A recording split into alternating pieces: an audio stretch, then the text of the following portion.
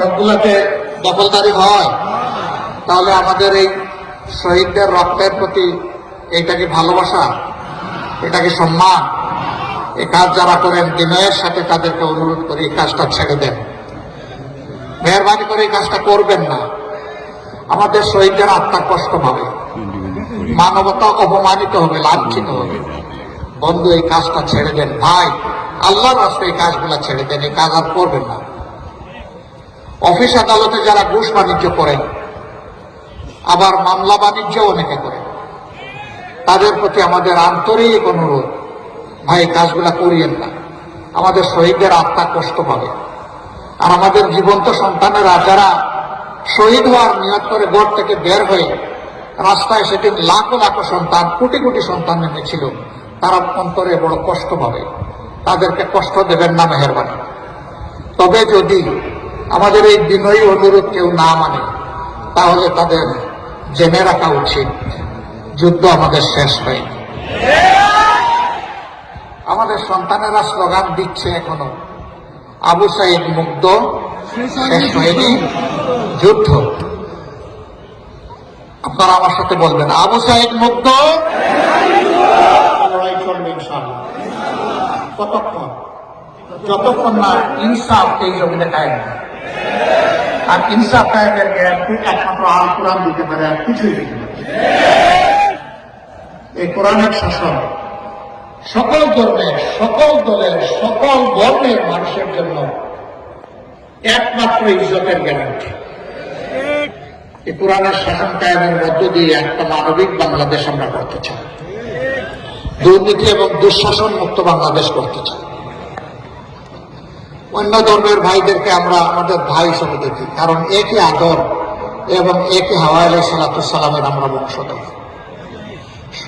শয়তান আমাদেরকেও ধোঁকা দেয়, অনেককেই ধোঁকা দেয়।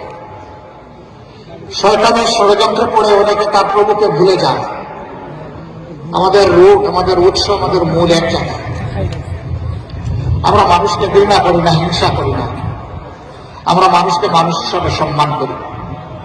মানুষের দুঃখে কষ্টে চেষ্টা করি সাড়া দেওয়ার, এটাও চেষ্টা করি সবার আগে সাড়া দেওয়ার। কেন? কারণ আল্লাহর হাবিব বলেছেন, খায়রুন নাস মান ইয়ানফাউন নাস। মানুষের মধ্যে তারাই উত্তম যারা মানুষের কল্যাণে সবসময় ব্যস্ত থাকে। আল্লাহ যেন এই তৌফিক আজীবন কিয়ামত পর্যন্ত আমাদের দেন।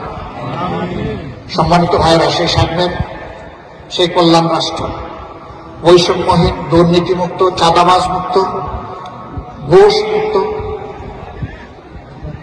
একটি ন্যায় ইনসাফের বাংলাদেশ গড়েই আমরা মানবিক বাংলাদেশ করতে চাই।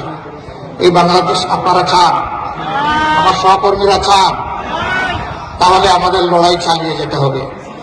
ত্যাগ অনেক করেছি, ইনশাআল্লাহ আল্লাহ তৌফিক দিলে এই জাতির জন্য আরো ত্যাগ স্বীকার করব। আমরা এক মুহূর্তের জন্য বিশ্রাম নেব না। বিশ্রাম নেওয়ার কোনো সময় আমাদের নেই। এই জীবন খুব ছোট, কাজ অনেক বড়। সেই কাজগুলো যেন সমাধা করতে পারি, আল্লাহ যেন তৌফিক দান করেন। আল্লাহ তাআলা বাংলাদেশ থেকে সকল প্রকার অন্যায়, অবিচার, দুর্নীতি, দুঃশাসনের বিলোপ সাধন করে তার কোরআনী আইন এই দেশে আমাদেরকে দান করুন। আর সেই আইনের এক একজন কর্মী হিসাবে আল্লাহ তাআলা আমাদেরকে তৌফিক দিন এবং কবুল করুন। আপনারা যারা এসেছেন আমাদের কথা শুনতে, নিশ্চয়ই ভালোবাসা নিয়ে এসেছেন। এই ভালোবাসা কার জন্য? আবার বলুন, কার জন্য এই ভালোবাসা? একমাত্র আল্লাহ তাআলার জন্য। আল্লাহ তাআলা এবং যারা শহীদ হয়েছে তারা সবাই আমাদের দলের মানুষ। আমরা জামাতে ইসলাম হিসাবে আমাদের দল নয়, আমরা মানব জাতি হিসাবে আমাদের দল এবং মানবতাবাদী হিসাবে আমাদের দল। তাদেরকে কোনো দলীয় পরিচয়ে আমরা সংকীর্ণ পরিসরে নামাতে চাই না। তারা আমাদের জাতীয় সম্পদ, জাতীয় বীর। তাদেরকে মাথার উপরে শ্রদ্ধায় আমরা তুলে রাখতে চাই।